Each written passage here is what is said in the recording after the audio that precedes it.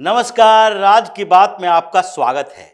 दो राज्यों में चुनाव हो रहे हैं, एक जम्मू कश्मीर में और दूसरा हरियाणा में। लेकिन दोनों राज्यों के चुनाव में एक अंतर है।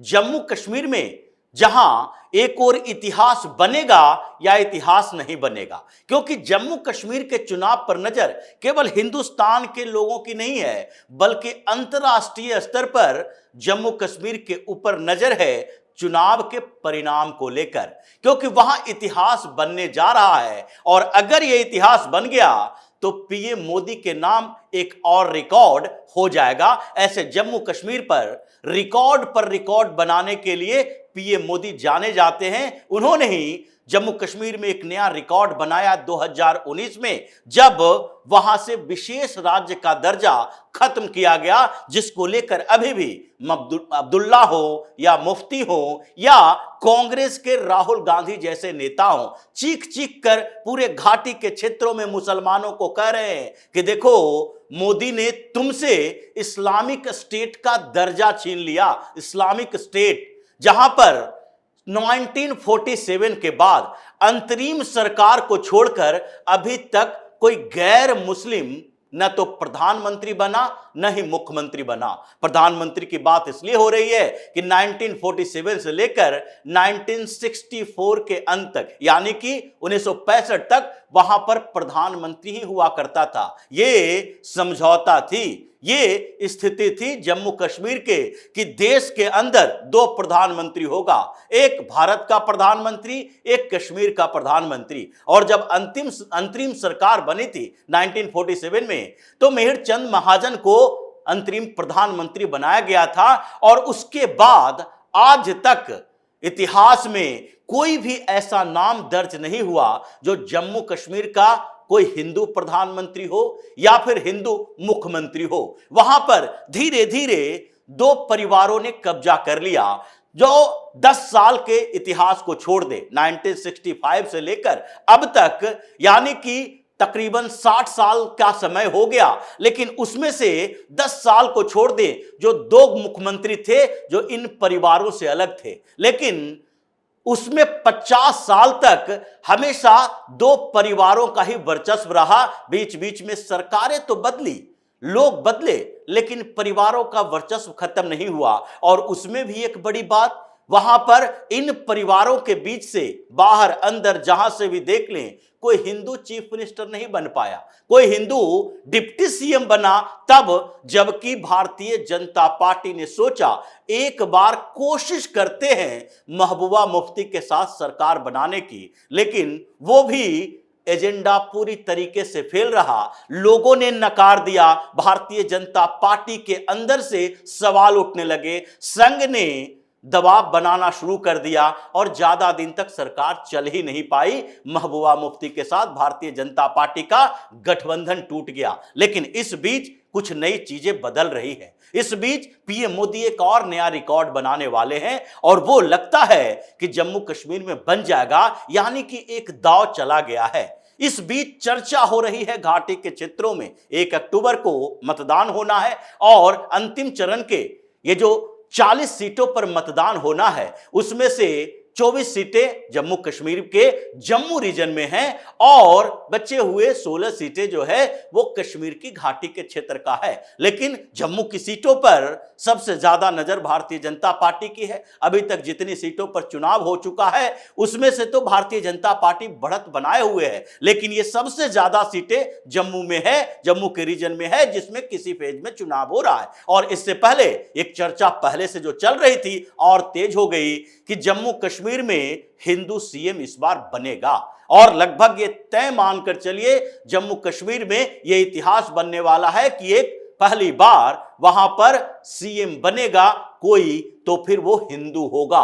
क्योंकि अभी तक अब्दुल्ला परिवार से, चाहे शेख अब्दुल्ला हो, फारूक अब्दुल्ला हो या उमर अब्दुल्ला हो या फारूक अब्दुल्ला के ही बहनोई गुलाम मोहम्मद शाह हो, यही तो इस परिवार के 4 लोग मुख्यमंत्री बनते रहे। फिर उसके बाद जब इस परिवार से थोड़े समय के लिए चिटका तो ये मुफ्ती मोहम्मद सईद और महबूबा मुफ्ती इस परिवार के पास चला आया। अगली पीढ़ी में भी महबूबा मुफ्ती यही सोच रही है, अब इल्तिजा को आगे बढ़ाएंगे, जिसको घाटी के क्षेत्र में कहा जा रहा है कि ये राहुल गांधी का फीमेल वर्जन है।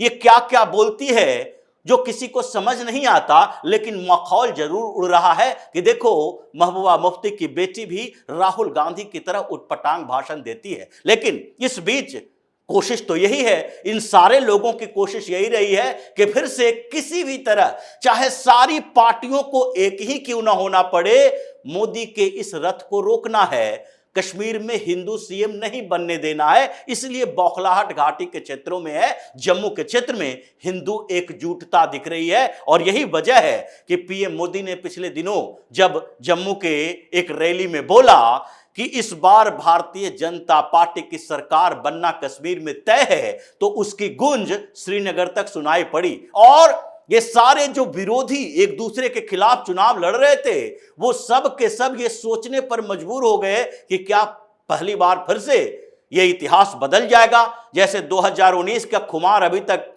टूटा नहीं है और फिर से एक झटका लगने वाला है कश्मीर के लोगों को। वो कश्मीर के लोग जहां घाटी के क्षेत्रों में गांव गांव में जाइए तो ये आवाज सुनाई देगी, इसके क्षेत्र में मंदिर नहीं होना चाहिए। अभी भी वहां के लोग इसी गुमान में जी रहे हैं कि घाटी का पूरा क्षेत्र एक तरह से सो कॉल्ड इस्लामिक स्टेट है, यहां शरिया कानून लागू होना चाहिए। यही मंसूबा इन लोगों की रही है और वहां के नेताओं ने तो सीधे तौर पर टीवी डिबेट तक में कह दिया कि जम्मू कश्मीर में शराब नहीं बेची जानी चाहिए, वो तो हराम है इस्लाम के अनुसार। वहां पर थिएटर नहीं होने चाहिए, सिनेमा हॉल नहीं होने चाहिए क्योंकि वो भी हराम है। तो वहां पर कोई शरिया कानून लागू किया जाना चाहिए। मंसूबा तो इन लोगों का यही रहता है। इसलिए इस चुनाव में भारतीय जनता पार्टी ने बेहतर स्ट्रेटजी बनाई। घाटी के क्षेत्र में केवल 19 सीटों पर चुनाव लड़ी है, जिसमें से संभावना इस बात की है कि वहां पर 5 से 8 सीटों के बीच भारतीय जनता पार्टी को मिल जाएगी। और वो इसलिए क्योंकि जो इस बार एसटी का दर्जा गुज्जर और पहाड़ी को दिया गया है, उसके कई बड़े नेता भारतीय जनता पार्टी में शामिल हुए हैं और उन लोगों पर दांव लगा रही है भारतीय जनता पार्टी। एसटी का दर्जा पाने के बाद ये गुज्जर, पहाड़ी और पहले से जो बकरवाल कम्युनिटी थी, इन लोगों ने भी भारतीय जनता पार्टी को सपोर्ट किया है। और महबूबा और दूसरी तरफ अब्दुल्ला परिवार के खिलाफ ऐसे भी घाटी के क्षेत्र में भी थोड़ी परेशानी है और यही वजह है कि भारतीय जनता पार्टी ने चुन चुनकर उन क्षेत्रों में ही केवल उम्मीदवार उतारे हैं जहां जीत की संभावना 60% से ऊपर हो सकती है और इसलिए यह उम्मीद की जा रही है। लेकिन जम्मू के क्षेत्र में इस बार कांग्रेस ने सरेंडर क्यों किया? राहुल गांधी ने 2-3 रैलियों के बाद जम्मू का दौरा छोड़ क्यों दिया? पिछले दिनों जो प्रपोज थी इनकी रैली, उसको भी वो कैंसिल कर दिए और बहाना क्या बनाया गया कि देखो जम्मू में हमारी फ्लाइट नहीं उड़ पाई, मौसम खराब था इसलिए नहीं जा पाए। लेकिन क्या जो ये हरियाणा में यात्रा पर यात्रा दौरा करने की कोशिश कर रहे हैं, वो जम्मू में नहीं कर सकते? 2-3 दिन जम्मू नहीं रह सकते? आप पिछले बार जब कश्मीर गए थे तो उस समय तो गेस्ट हाउस में रुके थे, कश्मीरी लड़कियों के साथ बातचीत तो की, लेकिन वहां पर घूमकर प्रचार नहीं किया। चलिए कश्मीर छोड़ देते हैं, क्योंकि कश्मीर के क्षेत्र में तो राहुल गांधी को पता है कि जो अब्दुल्ला के साथ इनका गठबंधन हुआ है, केवल 3 सीटें इनको घाटी के क्षेत्र में दी गई है, 29 सीटें तो जम्मू के रीजन में इन्हें दी गई है। तो ऐसे में जम्मू के क्षेत्र में प्रचार क्यों नहीं कर रहे? क्यों उनके पार्टी के अंदर से सवाल उठ रहा है कि राहुल गांधी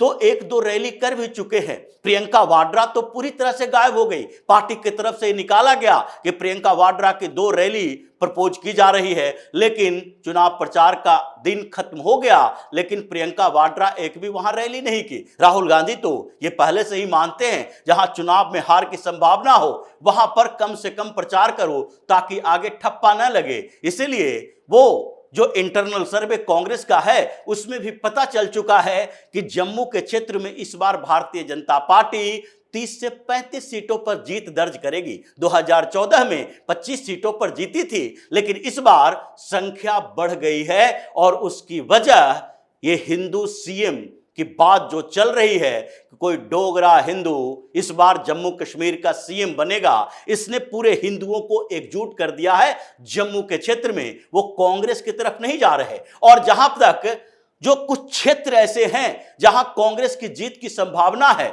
अगर 8-10 सीटें मिल भी गई तो ये इस बार अब्दुल्ला या फिर महबूबा के साथ या घाटी के सारे विधायक जो इंडिपेंडेंट हैं, जिनके इस विचार पर चल रहा है कि हो सकता है कि सरकार में उनकी भूमिका हो, उसे छोड़ दें, तो ये सारी बड़ी पार्टियां यानी अब्दुल्ला की, महबूबा की, कांग्रेस, ये सब एकजुट होकर भी सरकार बनाने की कोशिश करेंगे तो कांग्रेस में विद्रोह होगा, कांग्रेस के नेता टूट कर आएंगे।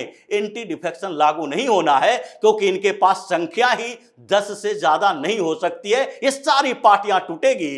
पीएम मोदी ने जो बोला है हिंदू सीएम होगा, तो हिंदू सीएम होने की संभावना और भी बढ़ गई है। ये 1 तारीख की वोटिंग और फिर 8 तारीख के परिणाम के बाद अगर जम्मू के लोगों ने फिर से अपने वो इंतजाम को बनाए रखा तो इसका मतलब है कि इस बार फिर से रिकॉर्ड बनेगा और जम्मू कश्मीर में भारतीय जनता पार्टी की सरकार बनेगी, भगवा सरकार बनेगी और हिंदू सीएम बनेगा। तो इसी तरह की खबरों के साथ फिर से हाजिर होंगे, तब तक के लिए बने रहिए हमारे साथ और देते रहिए हमें सहयोग, ताकि इसी तरह की खबर हम आपके लाते रहें।